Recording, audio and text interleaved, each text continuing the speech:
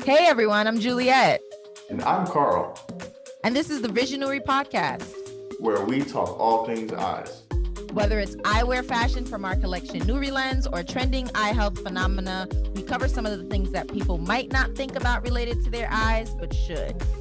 We'll explore hot topics in the world of eye health, talk to professionals in the field, and share stories of real people with real life experiences. We invite you to join us as visionaries looking toward a future with a clear view. Hello, everybody, and welcome to Season 2, Episode 1 of the Visionary Podcast. It's an exciting day. We're finally starting Season 2. It's a new year, new day, and we're back. So I'm joined once again with my co-host, Juliette. Juliette, how's it going? Hey everybody. Hey Karl. It's going well. Happy New Year. Happy New Year. It's crazy, 2023 already. 2023. Sit down somewhere, don't touch nothing, and it won't be nothing. I can't believe it. 2022 was It was a year. It was a year. to say the least. It was Yeah. 2020, the sequel. Yeah. I mean, I feel like for Nuri Lens and for the Visionary Podcast, it was an exciting year. It was. Everything else it was kind of hectic. Yeah. Yeah, definitely the 2020 sequel. But I'm excited. I'm excited for 2023. I don't know. New Year's are always like a refresh. I think for myself, my refresh often happens in November because that's when my birthday is. Okay. But when you come to the end of a new year, you can't help but to kind of reflect where you came from, what you've accomplished, what you want to look forward to. So Yeah. I'm excited, especially for Nuri Lens, to see all of the great things we can accomplish. I know we've been on calls and did a lot of planning and brainstorming and so on and so forth. So we're really excited. And we're also excited about this new season. Yeah. I mean, similarly, change of the year is always exciting. It's also kind of anxious for me because all right, Karl, you said you're gonna get these things done. It's time to get to it. But I'm super excited for Nuri Lens. We had a great 2022. So Absolutely. it's time to just keep going. And we look forward to connecting with you guys in 2023. It's going to be great. So now that you're talking about looking forward, right, into 2023, my first thing, of course, new year, new vision. So what are some things, big or small, that you see yourself accomplishing or getting done in 2023? We're not going to call them New Year's resolutions, even though that's technically what they are. But yeah. One of the things I know you will definitely appreciate it, and other people that I work with, is decluttering my email. Can we get an applause? Yes, because it's bad. And I don't know, it's as small as it seems. I think it will help me overall with just staying on top of things. Right. I feel like I'm fairly organized, but I could be more organized and more prompt with things. Your email can be as neat as your handwriting. My handwriting is impeccable. Just so you guys understand. Karl's handwriting is beautiful. I'm so offended and so jealous that it's that perfect. People give me a lot of flack about it because they're like, Karl, this can't be your handwriting. But it is my handwriting. So Yeah, really. You really you see it and you're like, you type this? Which font did you use? But so hopefully your email is as neat as your handwriting in 2020. Hopefully. I've been good so far. But what about you, Juliette? What do you got planned for 2023? But I'm always gonna have a list. So I only selected 2 or 3 for today's episode. My first is to travel, go on a solo retreat. I have not gotten on a plane since prior to the pandemic, as far back as I remember. Which is kind of weird for me because I'm used to traveling for work, and I like to travel in general. So that's one thing that I definitely see myself doing. I think we've worked quite hard. So I'm going to stop living vicariously through you, traveling across the world. And I'm just going to get on a plane myself. My next thing is to increase my sleep. I think once you hit a certain age, like sleep. You're writing this down, like for things I need to do too. I'm sorry, continue. But sleep don't hit it hits differently. And I realize that when you're older, especially when you hit like the 30s club. Someone once told me like the sleep, it just takes you away. And so I find myself like struggling to fight sleep, but I want to be like more intentional. So I want to have like sleep hygiene and stuff like that. That's the second thing. And then the third, I hate to say it, y'all, I gotta get my eyes checked. So okay, I have an excuse. So prior to launching New Lens, and oh my gosh, y'all gonna judge me so bad. I'm holding myself accountable this year. But I spent probably 6 or 7 years without getting my eyes checked in 2020. So I got my eyes checked in like the summer of 2020. And I was like, listen, we're launching this eyewear company. It's only fair. Right. Because I was working the system. I lived in South Korea, and a lot of people have probably heard the story on podcasts and stuff like that. I worked in South Korea. So that's where I got my eyes checked. And then I came back to the States. I got my eyes checked again, but I was ordering frames from Asia. So I was like working the system. I didn't want to dedicate the time to like the 30 minutes to getting my eyes checked. So I didn't do it for years. And when I got them checked, the eye doctor was like, you know how they show you like the different lenses? Can you see through this and can you see through that? Which one's better? And I'm like, yeah, I can't see through that one. And he was like, that's how you've been driving. You've basically been driving blind. Yeah. And I'm like, really? He's like, those are the glasses you walked in with today. So I got those, I got them checked in 2020, and then I got them checked in 2021. But I realized like it didn't really make too big of a difference. So I said, I'm going to give myself 2 years before getting my eyes checked again. So that's something I definitely have to prioritize. And listeners, I want you guys to hold me accountable. So I mean, with as bad as your vision is, you definitely seriously, bro. Yeah, I'm doing it. But as bad as your vision is, you definitely should have got your eyes checked before. But even though my vision is very good, I do have some eye trouble myself that I'm Dun, dun, dun, dun. yeah. So Dun, dun, I was dun, because dun. so I work at an eye doctor. They were testing out this machine that like checks like the glands underneath your eyes, your meibomian glands, and like the oils on the surface of your eye. And so they were showing this new technician how to use it. So they needed a test dummy. So I was like, yeah, sure, whatever. You can check my eyes, right? Like I'm like, yeah, I'm good, Results were not good. So I have like pretty bad dry eye, and it's like one of those things that I just didn't notice. And yeah, so I gotta get checked out for that. So listeners, you're gonna be holding us both accountable. I'm not going down by myself. Yeah. Watch us get bullied in our stories and our DMs because we haven't gotten our eyes checked. Like if we run a poll or something on Instagram, or we're like, ask us a question, the question is like, did you get your eyes checked yet? Yeah, but I mean, I think it just shows like, we're human too. Like, yeah, we run this eyeglass company and we're promoting eye health, but like we get it. We understand with like you haven't been in and you just don't find the time. Like I work there and sometimes I'm like, yeah. So and it really doesn't take that long, but for some reason I don't know why it feels like it takes 2 hours. Yeah, I think it's my pride more than anything. I'm just like, I don't like Carl really does pride himself on having 20/20 vision, especially when it comes to me, who like literally once I take off my glasses, I can't see anything. Nothing at all. So, but look at us both getting our eyes checked in 2023. New year, new vision.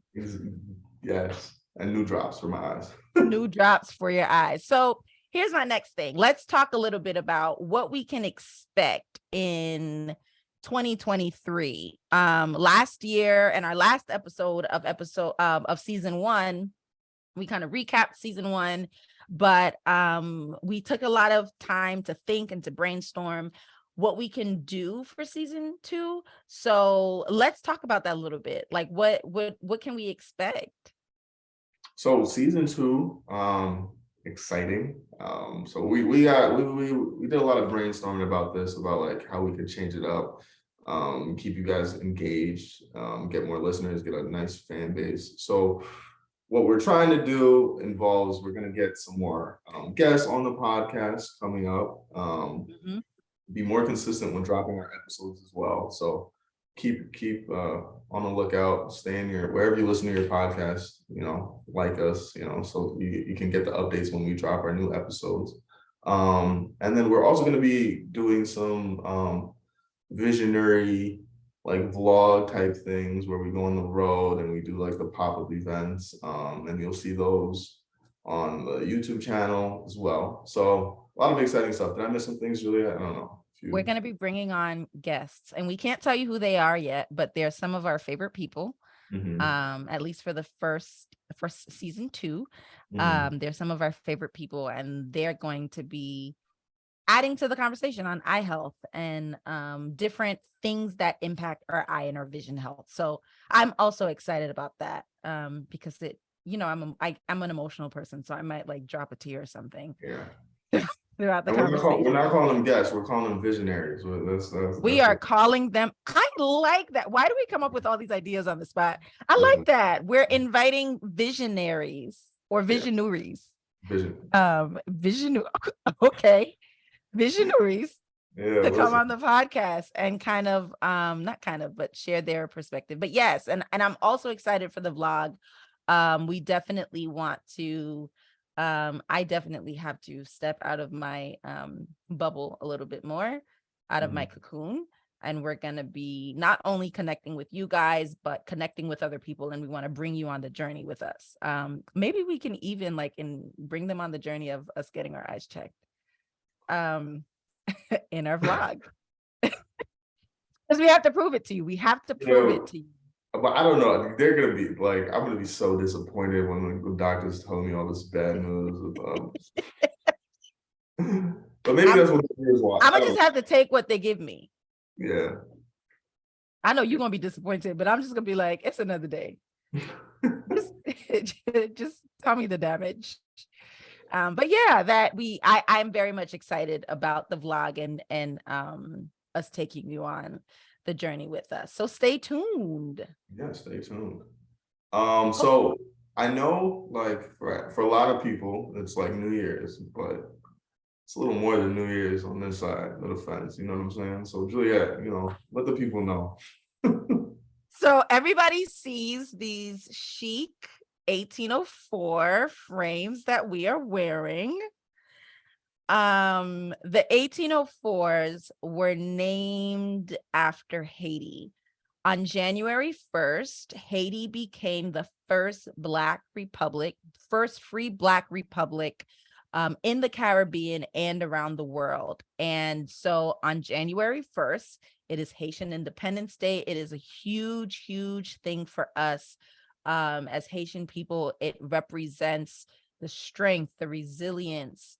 It really genuinely represents freedom for people all over the world as well, because that really started the movement for liberation around the world.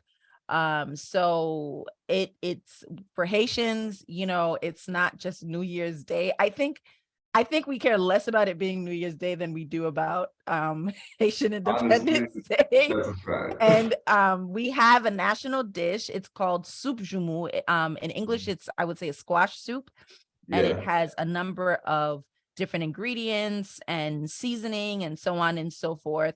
But for context, prior to us gaining our independence, slaves saw their French slave masters eating this dish, and they didn't know what it was, and they could never have access to it. And so on Independence Day, we have it to commemorate. It's called freedom soup as well. So slaves, had it in abundance. So it's something to commemorate that dish that we were able to get now that we were free. And interestingly enough, and I'm learning so much, but even in the United States, African Americans, I think they have like black eyed peas and collard greens, I believe. But December 31st into New Year's Day is a very big deal because that's when a lot of slaves congregated to hear about the news that they were free from President Abraham Lincoln. Yeah. So it looks like different people have their different traditions, ironically tied to this meaning around this sense of freedom and liberation. So yeah, that's that. I had my bowl. Bro, I know you had yours. I had a couple. I had a couple. And I think you had a couple? Yeah, I was not playing. Soup joumou for us, it's like Thanksgiving. You know how like you have the leftovers for breakfast, lunch, and dinner like the next day? That's soup joumou for us. Yeah, it's serious. But also like I think it's cool to like share it because I have some friends that aren't Haitian and they're like, my mother, she came in, she was cooking. She's like, soup for everybody. Like, you want it, try it. And some people are like, wow, this is the greatest thing I've ever had. Some people are like a little hesitant, but like once you get into it, I think. Once you get it, you can't stop. Exactly. My mom brought a whole pot. It's not even for me anymore. It's for my friends.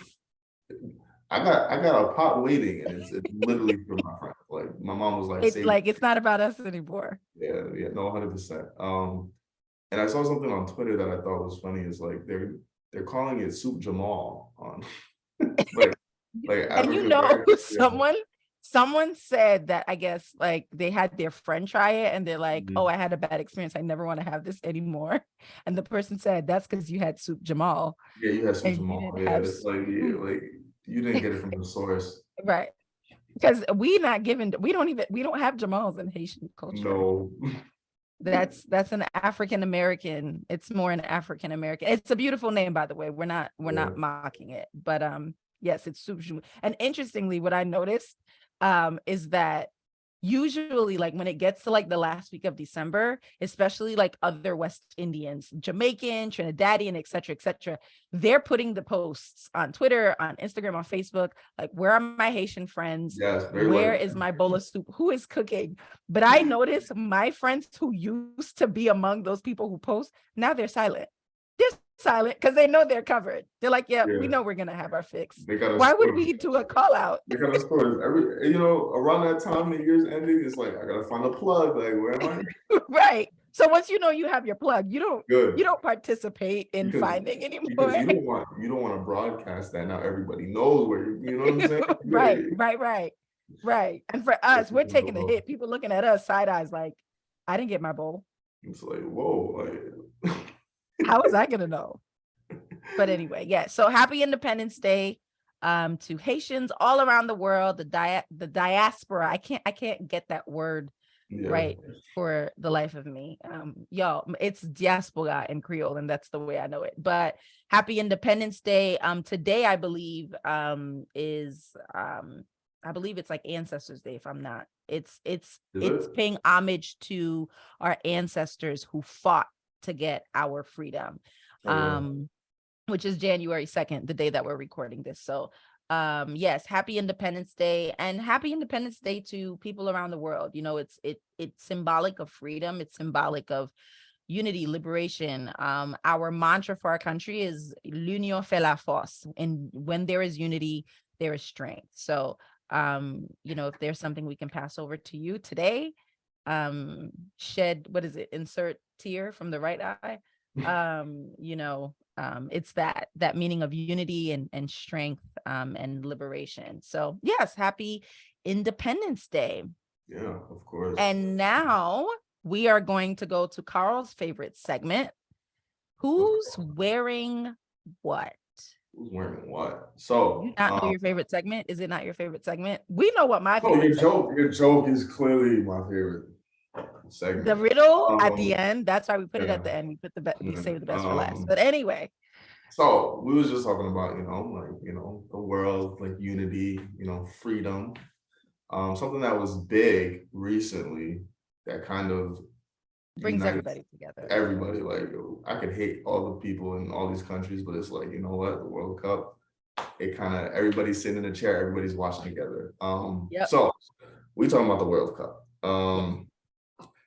Unfortunately, Brazil didn't win, so I'm a little sad about Brazil that. didn't even make it to the finals. Listen, I can have like, I'm Haitian, you know what I'm saying? Like it's And that's what we need to insert here. Speaking of Independence Day, that World Cup, when it comes to Haitians, our teams are Brazil and Argentina. It has to be written in the Constitution. You have Brazil or Argentina, but like really, I don't know how I feel about Argentina. Once Brazil got kicked out of the World Cup, bro, every Haitian on my timeline that was rooting for Brazil went and rooted for Argentina. It was like they became Argentina fans. This has to be in the Constitution. It has to be it maybe and or. I think it's a strict or, at least to me. I was rooting for both of them. I'm a wagonist. Congratulations. I'm a wagonist. So. But 2026, Haiti's winning the World Cup. I'm calling that now. You know, there was a guy, by the way, who predicted it on Twitter. Listen. I think 4 years ago, he was like, mark my words. And he gave the date. I forgot which date the World Cup aired, but he was like, on this day, December, whatever, 2022. I did see that. And yes, 34-year-old Messi is going to, he's like 30. He was wrong. He was wrong by his age. Which is the one thing he could have predicted, which is like crazy to me. Okay, he didn't do the math, but the man still won the World Cup. I agree. But like for you to get like everything right, except the one thing you could literally like look in the calendar and check, that's the part that I was like, hey man, like you did all that work. Like but I mean, at the end, maybe Messi feels a year younger. We don't know. You know, he lied on his birth certificate. You're right. Right. We'll never know. But it was really cool that, so if you make it, put it on Twitter and we'll check again in 4 years and see if Haiti wins. Yeah, Haiti, if we qualify. If Haiti loses, you know you're getting jumped. I hope you understand that. We gotta qualify first. That's the thing. I'm pretty sure Haitians would still root for Brazil and Argentina regardless. 100%. We love you, Haiti, though. We love you. We love you. But it shows a love for the game. Yeah, a game that brings us all together.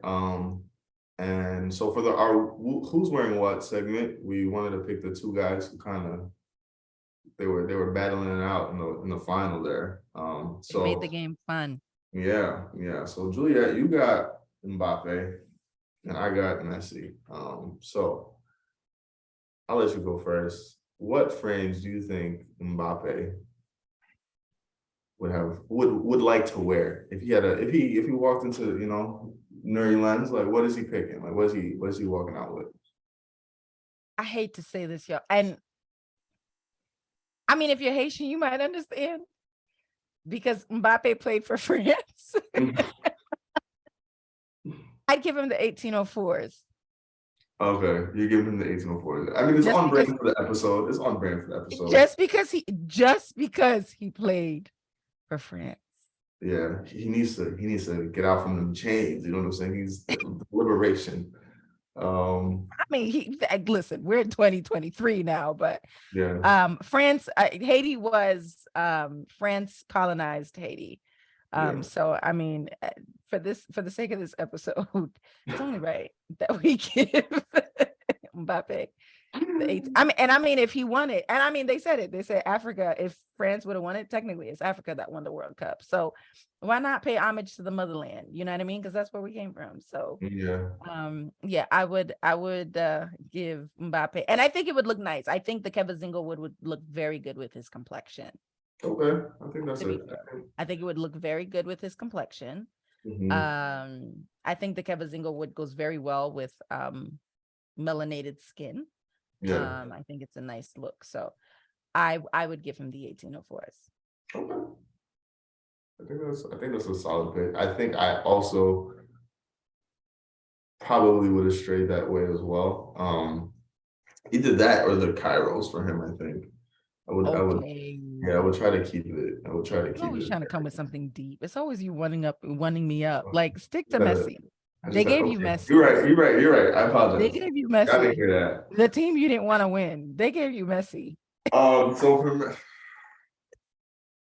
I should be saying Neymar, but I'm saying Messi because Listen, let the man retire in peace. I heard that Argentina is still celebrating, by the way. Of course they are, because they knew they wasn't supposed to win that. Oh my gosh. So for He Messi, deserved it. I was rooting for him.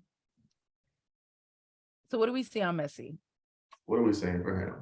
So he's a World Cup champion. He finally got it. And I feel like I would put him in these. Elwood cities? Yeah, I think I'll put him in some Elwood cities. The Ebony?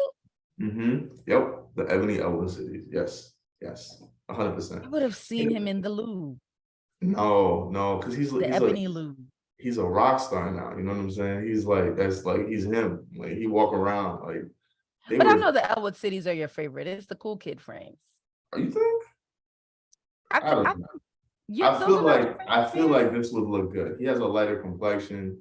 You know, even when he's out there in Argentina, when he get his tan after celebrating, they have to be shades because, you know, he's probably heavily intoxicated, and you know what I'm saying, keep his eyes just living it up at this point.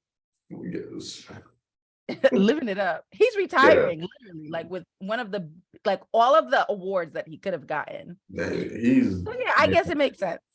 So that's my pick. We're gonna put a poll up on Instagram so you guys can decide whether you're choosing, you know, the what did you pick? The 1804s and 1804 on Mbappe or the Elwood City sunglasses in ebony. To specify. So you're doing these. You're doing clear frames. You know, I honestly, I think I would do them clear. I think so. He's very. I think we should do them. Yeah, you know, he's very by the book. You know what I'm saying? It's clean cut. But listen, when I tell you, if we're talking like liberation, freedom, he really took it for the team. Yeah. Honestly, if we want to say they gave a good fight, they really gave a good fight. They did. No, they did. It definitely wasn't him that lost. So. Oh my gosh. Okay. I mean, but I think someone did say that like they won the battle, but they lost the war. But they lost the war. Argentina's the one that won the something along those. Everybody was coming up with their analogy. It's one of those things where like they can't be disappointed in their performance. Like they can't. They played very well. They did enough to win. The other team just did extremely well. A little bit better, which is insane. But yeah, it was an amazing World Cup final. I think he made his own records. So I'm very proud of him. Yes. Yeah. And I'm very proud of him. He won the last one anyway. So he did. So we're proud of you, Mbappe. We're proud of you. Yeah. And Messi. Congratulations. And we also want to pay homage to Pele, who passed away last week, if I'm not mistaken. Yeah, last week. And of course, we're recording this in the first week of January.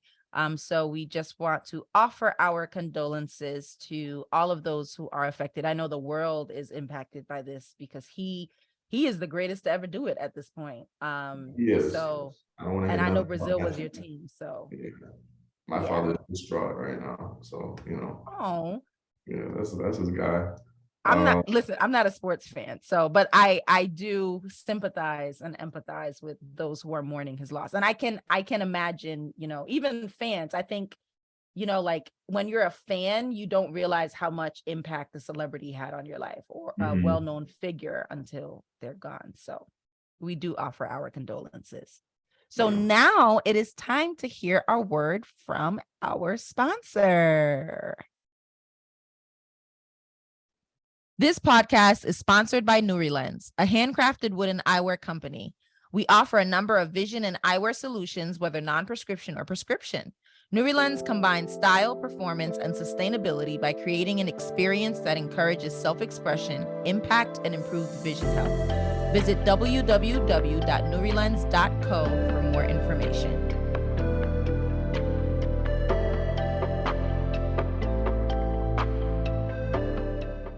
Hey everybody, I'm back. Again, my name is Juliette, and I'm back with my co-host, or I'm his co-host. We're each other's co-hosts. Co-host, yeah. Karl. And we are here. Our topic for the day is in recognition of World Braille Day, which is January 4th. It is to honor Louis Braille, who was born January 4th, 1809. And it really pays homage and recognizes his contributions to improving the lives of those who are visually impaired as well as those who are blind. So, Karl, I know you're the eye health expert. So what I do want to first start with is have you tell us a little bit, for those who don't know, for our listeners who don't know what Braille is, or I know we've heard of it, we probably have seen it on like a door or something like that. Yeah. But really describe to us, what is Braille?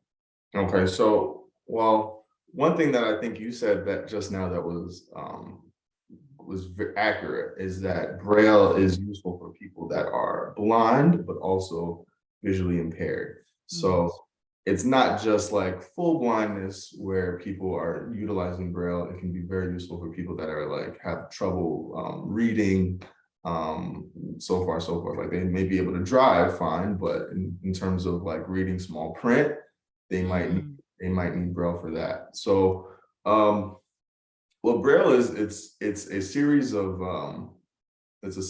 imprints, and they're like 6 portions, and essentially each one of those imprints correlate with a specific character in a language, or right. So and I'm not an expert in Braille by any means, but I know to an extent it's like some combination correlates with a specific letter.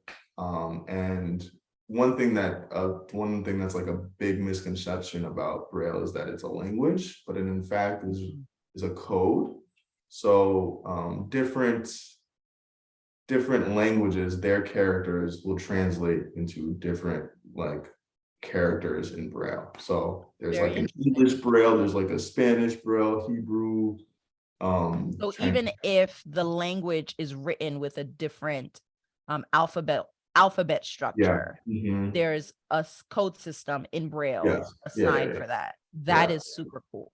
Yeah. So I mean, so it's something that may not be universal. So like it doesn't always like just because you understand this Braille doesn't mean you can understand that Braille. But yeah. So basically, like I would, if I'm learning Braille, is the code associated with the alphabet or more with the language? So for English, for example, it can be there are 2 types, right? So there's a type, right, that's correlated with like each letter in the alphabet. So A through Z correlates with a specific like pattern, right?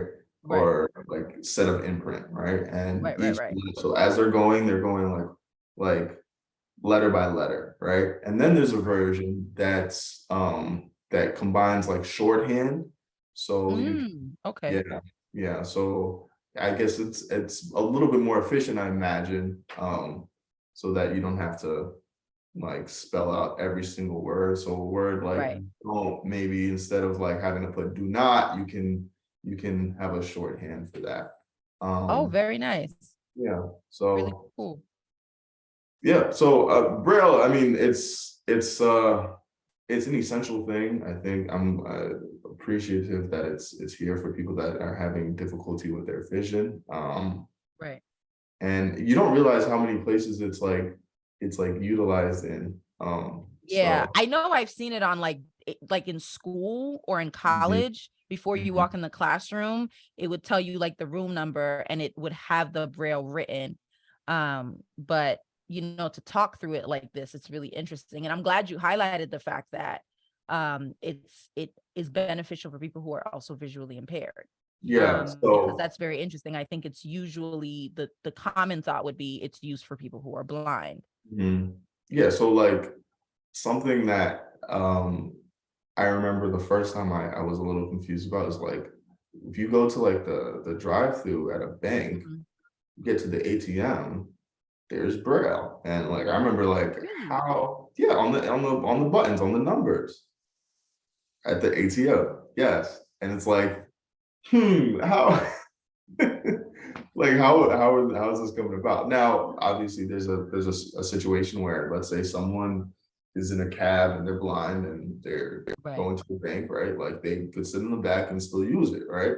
But Right. also, for instance, someone who's visually impaired, they might have glasses that allow them to drive, but they might Right. not be able to see fine print. And that's a Mm. situation where you would need to be able to like feel the numbers there and be able to know like, okay, I'd like to pull out 2,000 instead of Right. 25. You know what I'm saying? So these are, Interesting. yeah, that's That one of is the, very interesting. that's one of the things that like I remember the first time I was like, why do they have Braille on ATMs? Like who's coming here? Who's using this? But it's Well, also like the I, visually impaired. but I'm a big advocate for diversity, equity, and inclusion. So Mhm. that is something that really makes me happy to hear that there are efforts toward, making it more inclusive, creating opportunities that even if you are visually impaired or you are blind, Mhm. there's still a way for you to maintain your quality of life, maintain your independence in a way, Yeah. which really makes me happy to hear. So what I other facts do we know about or could we learn about Braille? something that I think is like awesome. So imagine being blind or having difficulty with your vision, right? Mhm. Something that let's say your quality of life doesn't allow for you to be as independent, right? Or Mhm. you can't um you can't live a life on your own. You might be like just inside a lot, right? Something that I think was that was implemented into Braille that I think like makes a lot of sense to me is that they've created Braille for music as well. So being that these Really? people, yes, yeah. So being that these people can't they can't see a lot of the time, right? Like their hearing senses are usually heightened and that's where there's a lot of feel, it's a lot of hearing, you know what I'm saying? So like they appreciate that a lot. So when you So say music, like reading music? notes, yes. So literally they can feel the notes out. I mean, similarly, it's an alphabet, right? Right. Yeah. That is so cool. Yeah. So there's braille that they can literally feel out and then whether they're whatever instrument they're playing, I guess it can be applied to all things. But I think that's something that's awesome that's available. Like I, I don't even imagine like trying like I know you're like musically inclined. Like imagine trying to like Yeah. I, feel I mean, I something. used to play, didn't we both play the violin? Mhm, yeah. You probably still, I don't play mine anymore, I but definitely like don't, but that's our mothers are probably very disappointed in us. Sorry to our mothers.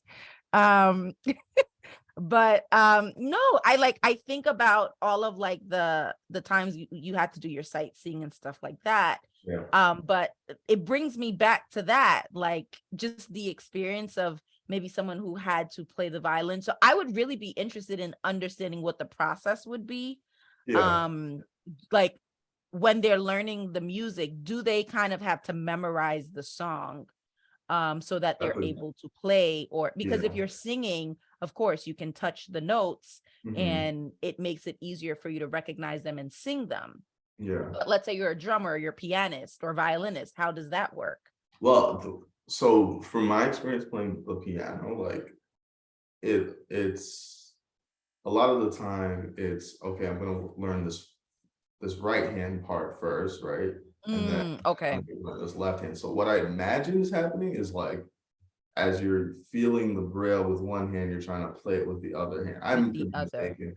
There could be, I don't know, because that's a good point. It Like, would be very interesting. how are you reading both like clefs of the music? Like, you know what I'm saying? Like, how are you like that I to would me be very sounds very interested, and perhaps we can invite someone, a visionary, mhm. who is who can recognize, who actually uses Braille, I will say.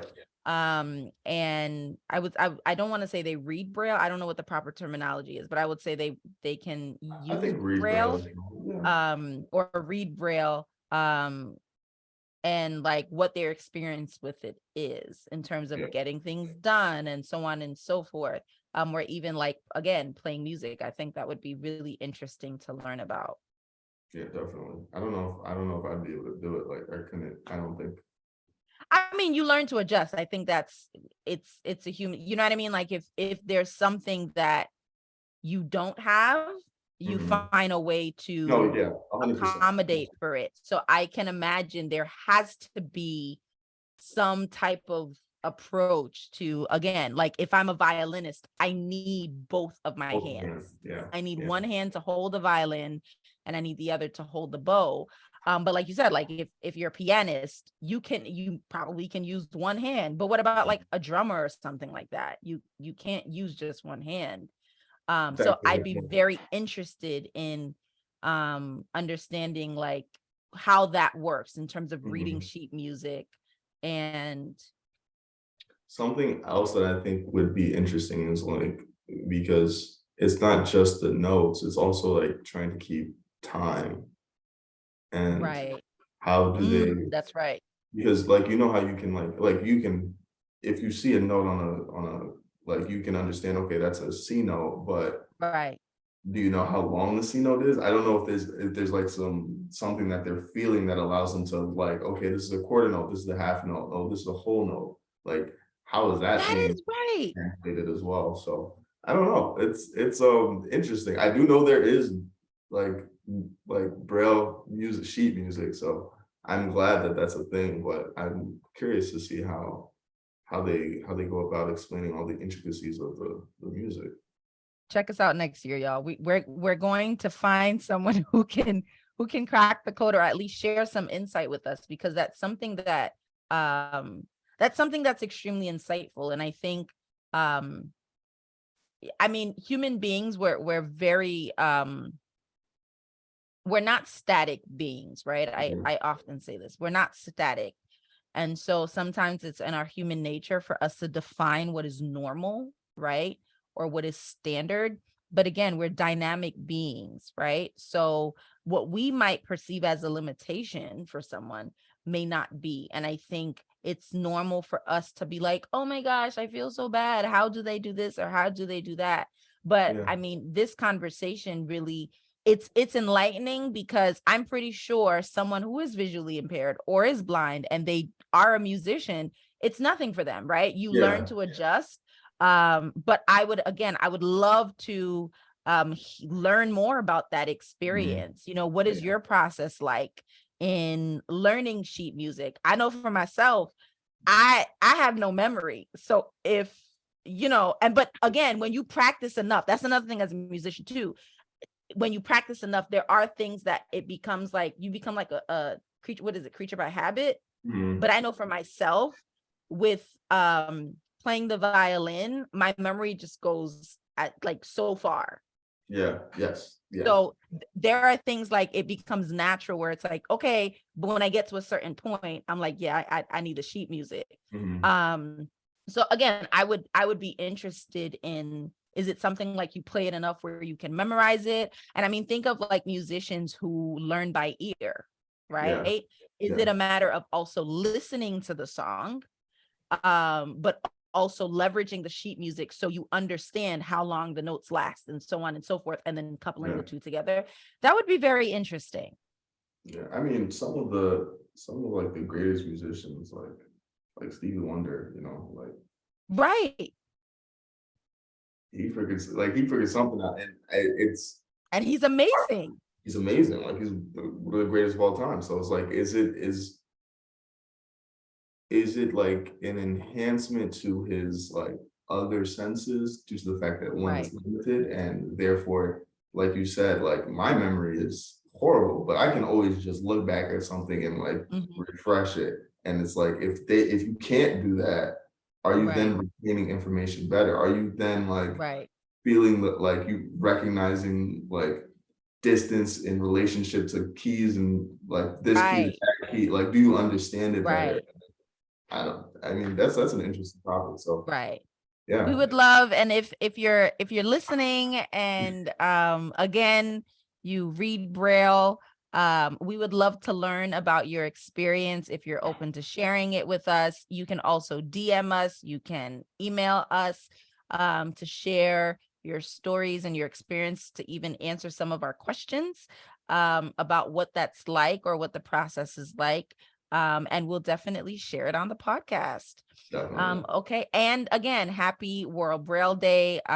We recognize those who use it, and we are happy that there is a means for them to also be included, for them to have their quality of life, and for them to do the things that, enjoy their hobbies, do the things that they enjoy, enhanced with Braille. So yes. And now we're going to, Karl, I need you to look excited.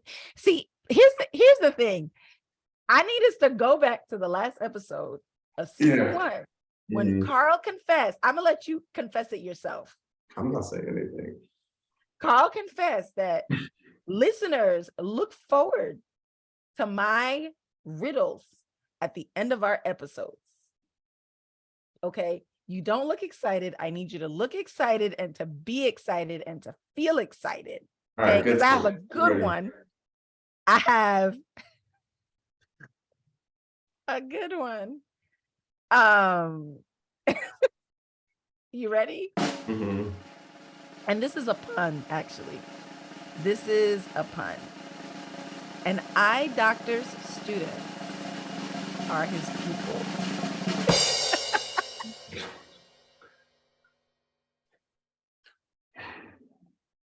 That is so good.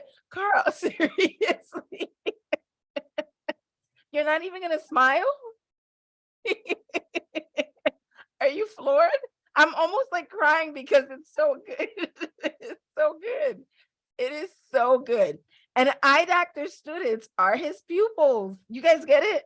I'm sure you guys get it. You know what? We're going to have to post this clip, and we're going to run a poll of how many people laughed at it, or at least laughed with me, because I couldn't have, and you're going to see the results. You're going to see the results. And this is why we're keeping this. This is what you can expect to see in season 2. My riddles and my eye jokes and my eye puns. Yes. Karl.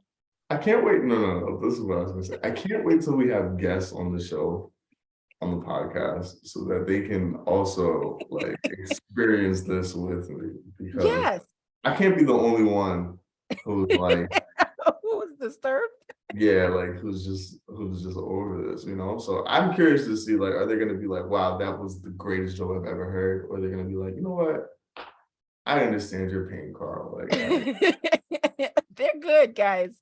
They're good. They are so good. We're gonna run a poll. We're gonna post these jokes, and how much you want to bet people are gonna love it.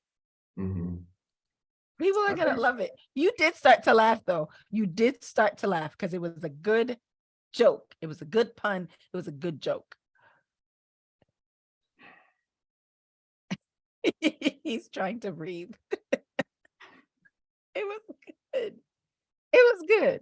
But anyway, we thank I'm you. just mad I didn't see it coming. Like, you were reading the sentence and I was like, what is she about to say? And then I should have asked it as a question, right? What does an eye doctor call his students? They're his pupils. Because then I would have been like, oh my gosh, wait till you hear the joke for next episode.